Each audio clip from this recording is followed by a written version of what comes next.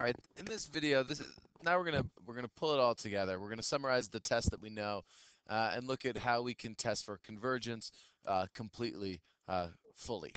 So let's just walk through these tests so we refamiliarize ourselves with them. And these tests, each of these 1, 2, 3, 4, 5, 6 tests are something that um, you should know well soon. So take the time to learn these. So the first test, um, the nth term test, says that you know if our nth term, the limit as n approaches infinity of a sub n, if our nth term doesn't equal 0, we know that the series diverges. So if the nth term diverges as n approaches infinity, sorry, if the nth term as n approaches infinity doesn't equal 0, our series will diverge. We cannot, it's inconclusive if it equals 0. That doesn't imply convergence. We can only use the nth term test to show that something diverges because the limit would not be 0. Next, we have the geometric series. Not really a test, but if something is falling into this a times r to the n minus 1, or a times r to the n, where we start n as 0, uh, if that's the case, then it is going to converge with the following sum if and only if the absolute value of our r is less than 1. And it's going to diverge if the absolute value of r is greater than or equal to 1.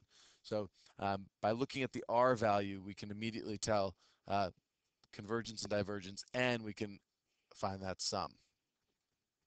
Then there's the integral test, which says that uh, if you have some function a sub n, and in it it's implied that it's a continuous function, it's positive values, and those values are decreasing. And it makes sense that they need to be decreasing, because if they're increasing, if the values are increasing, clearly it's not going to converge, it will diverge. They need to be decreasing to make it even possible for our series to converge. So the test says this: if the integral from 1 to infinity converges, then our series converges.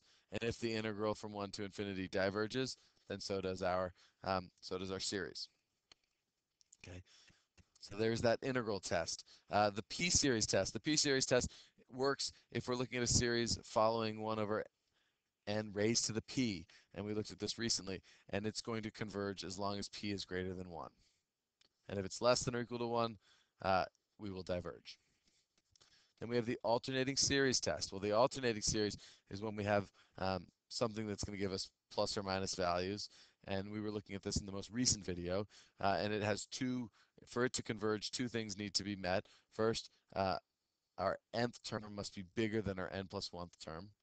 Or in other words, our n plus 1th term needs to be getting smaller and smaller and smaller. And our nth term, as n approaches infinity, must get to 0. And as long as those are met, it converges. And these two tests, these two criteria, only could be used on alternating series. Lastly, we've got the absolute convergence, and if the absolute of a series converges, like if we know that the absolute value of a series will converge, then the series converges.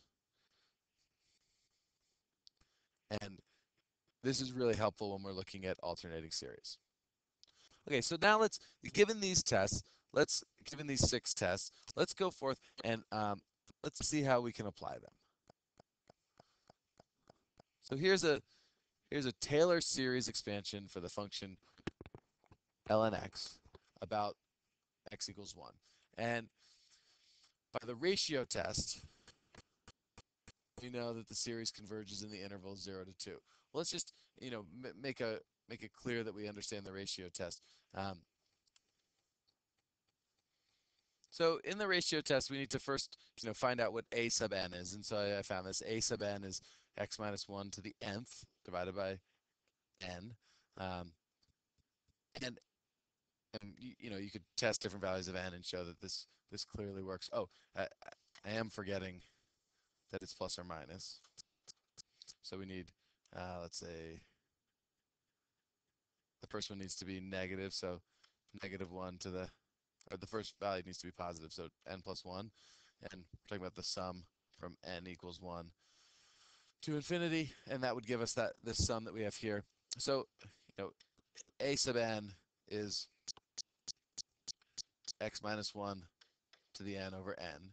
And the ratio test, to use the ratio test, what we need to show is that a over n plus 1 divided by a over n is less than 1.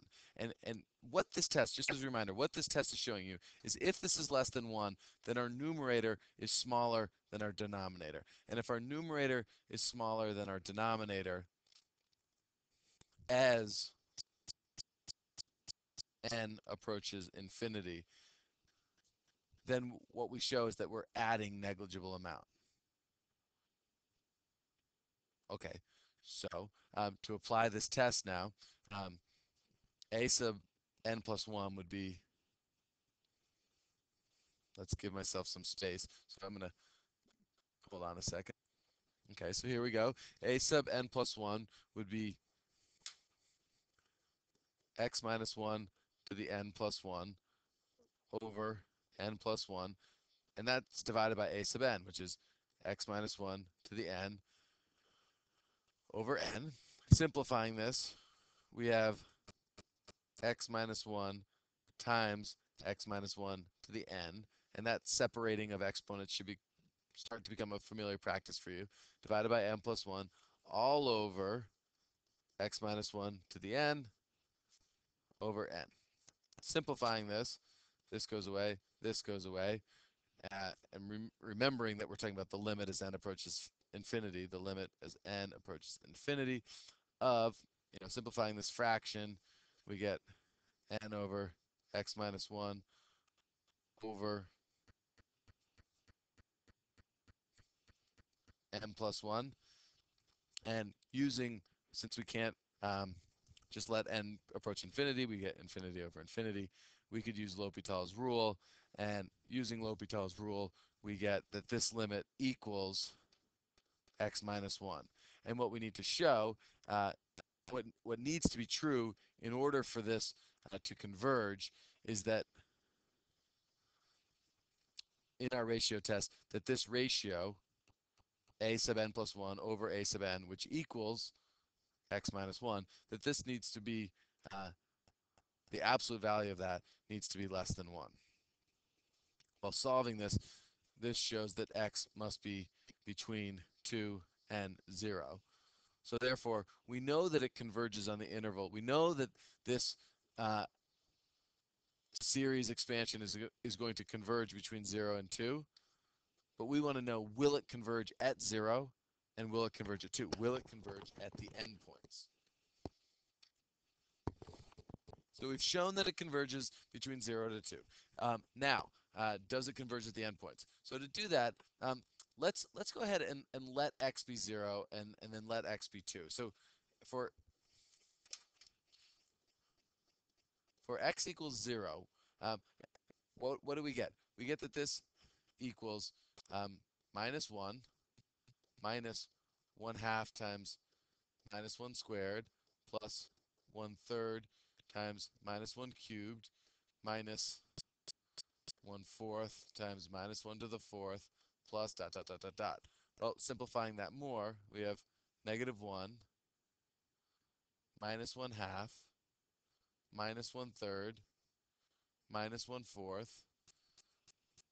And what is this? Well, we could rewrite this as -1 plus 1/2 plus 1/3 plus 1/4 plus dot dot dot dot dot. And we know, oh, okay, this is just a harmonic series. We've seen this a bunch, and we know that this value diverges. Therefore, at x equals 0, my function, my series expansion, f of x diverges. Okay, and we found that by just letting x be 0, putting that into our function, and then having familiarity with functions and their convergence and divergence. Well, what about at x equals uh, at x equals 2? So let's do that one. Same thing, putting 2 in.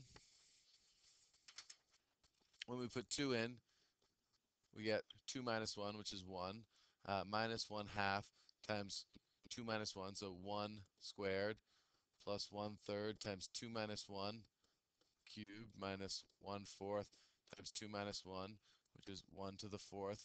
Very interesting. It's kind of cool what happened. So the only difference is that that 1 stayed, uh, our inside now is positive 1 instead of negative 1. Looking back, very similar. The only difference is that here I had a negative 1, negative 1, negative 1, whereas when x equals 2, they're all positive ones. Well, what the effect of that is, is now this is 1 minus 1 half plus 1/3 minus 1/4 plus 1/5 dot dot dot dot dot. This is an alternating series, and we've looked at this alternating series before. We know that a sub n is 1 over n, and we know that as n approaches infinity, 1 over n will equal 0, so our limit approaches 0, and we also know that each of the subsequent terms and the n plus 1th terms are less than the nth term. So it meets both criterion for a alternating series, which proves that this diverges. Sorry, wrong, which proves that it converges. So what we just showed, because it converges at 2, it converges when x equals 2, and going back a slide, it diverged when x equals 0.